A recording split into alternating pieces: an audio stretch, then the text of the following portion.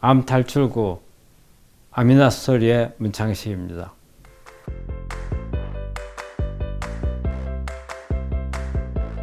우리 항암을 하거나 방사선을 할 때 우리가 대부분 사람들은 아마 우리 환자분들도 마찬가지일 겁니다. 항암제나 방사선이 직접적으로 암세포를 죽인다고 생각할 겁니다. 근데 실제적으로 암세포를 살해하는 것은 항암제나 방사선이 직접 하는 게 아닙니다. 이 항암제나 방사선이 세포 안에서 산화물을 만들어냅니다. 그럼 이 산화물이 세포의 핵을 파괴를 하고 결과적으로 암세포를 죽이는 기전을 통해서 그 작용을 나타냅니다.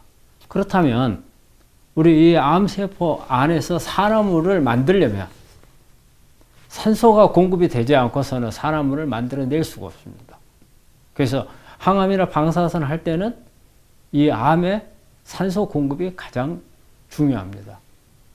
그러면 이 산소 공급을 높여야 되는데 우리 암은 너무 빨리 크기 때문에 겉에까지는 혈액 공급이 되는데 암 덩어리 깊은 곳에서는 혈액 공급이 되지 않고 결과적으로 산소가 공급이 되지 않습니다. 그러다 보니까 이 항암이나 방사선 할 때 한꺼번에 암세포를, 암 덩어리를 죽이지를 못하고 여러 차례 나눠서 하게 되는 거죠. 그래서 우리가 보통 항암을 하면은 6번, 8번씩 하고 방사선을 하면은 25번, 30번씩. 가장 좋은 게 뭐겠습니까? 한 번에 암 덩어리를 갖다가 때려서 없애버리면 가장 좋은데 그렇지 못하는 이유가 바로 여기에 있습니다. 깊은 곳에 혈액 공급이 되지 않기 때문에 그만큼 효과를 내지를 못하는 겁니다. 그렇다면 어떻게든지 조금이라도 깊은 곳까지 혈액 공급이 되고 산소가 공급을 할 수 있다면 그 효과를 높일 수 있지 않겠습니까? 근데 우리가 저 깊은 곳에 암덩어리에 있는 혈관을 갖다가 그냥 확장시킬 수 있는 방법이 없습니다.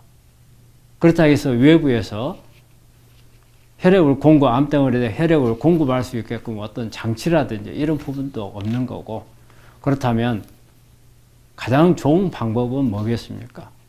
이 원리를 생각하시면 됩니다. 우리가 추운 곳에 가면 입술이 파래지고 얼굴이 잿빛이 되죠. 그거는 우리 피부나 입술에 있는 혈관이 찬 공기 때문에 수축을 해서 혈액순환이 잘 안 되기 때문입니다. 우리가 추운 곳에 있다가 따뜻한 곳에 가면은 얼굴이 벌게지고 입술이 벌그스레해지죠. 이거는 혈관이 늘어나서 혈액 공급이 늘어나기 때문에 그렇습니다. 바로 열이 주어지면 혈관이 확장이 되고 산소 공급이 많이 될 수 있겠죠.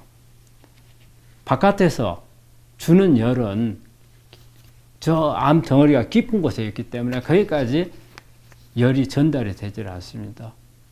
우리가 사우나를 하든지 찜질방에 가든지 또 원적외선을 쬐든지 이런 열들은 우리가 표면에는 열을 높일 수가 있지만 깊은 곳까지는 들어가지를 못하고, 그래도 이 중에서 가장 깊은 곳까지 들어갈 수 있다는 원적외선이 피부에서부터 1.5cm를 넘어서지를 못한다는 겁니다. 그렇다면 저 심부에 있는 암 덩어리에 열을 전달할 수 있는 방법이 전혀 없느냐? 그렇지 않고 고주파를 쓰게 되면은 이 고주파가 깊은 곳까지 열을 전달할 수가 있습니다. 그래서 암 덩어리의 주변에 있는 혈관에 고주파를 쪼이게 되면은 그 혈관이 늘어납니다. 그래서 조금 더 깊게 혈액이 들어가고 산소가 공급이 되고, 그래서 항암이나 방사선이 훨씬 더 효율적인 효과를 낼 수 있게끔 도와줍니다. 그래서 우리가 항암을 할 때 전후로, 방사선 할 때도 마찬가지입니다. 전후로 고주파를 해주게 되면 그만큼 항암제나 방사선의 효과를 높일 수가 있습니다. 그런 항암이나 방사선 하지 않을 때도 고주파 치료를 많이 하지만 그래도 이 고주파가 가장 효과를 낼 수 있는 때는 항암이나 방사선을 할 때입니다. 그리고 항암이나 방사선은 아무 때나 하는 게 아니죠. 어느 시기가 있는 겁니다. 우리가 고주파의 효과를 높이기 위해서 자주 항암이나 방사할 수 있는 건 아니지 않습니까? 그래서 만약에 어떤 환자가 항암이나 방사할 기회가 된다면 이 고주파를 같이 겸해서 하는 게 큰 도움이 된다고 생각합니다. 그런데 많은 환자들이 특히 방사선 할 때 방사선으로 인해서 피부에 어떤 손상을 올 수 있는데 여기에 고주파를 같이 하게 되면 그 손상이 심해진다고 생각을 해서 꺼려하는 경우가 상당히 많이 있습니다. 근데 실제적으로 고주파라는 게 열이 올릴 수 있는 온도가 42도 정도입니다. 그래서 우리가 일반적으로 목욕탕에 들어갔을 때 온탕의 온도가 39도고 좀 뜨겁지만 조금 지나면 시원해지는 온도가 바로 열탕 온도가 바로 41도입니다. 거기에 1도밖에 플러스 되는 게 아닙니다. 그래서 방사선 할 때 고주파를 한다고 해서 절대 화상을 입거나 그런 게 아닙니다. 이런 부분들이 우리 환자들이 상당히 오해를 하고 있는 부분인데 그렇지 않다는 것을 강조를 드리고 다시 한번 권하지만 항암을 하거나 방사선을 할 때 꼭 고주파를 같이 겸해서 한다면 여러분들의 항암 방사선 효과를 극대화할 수 있다고 생각을 합니다.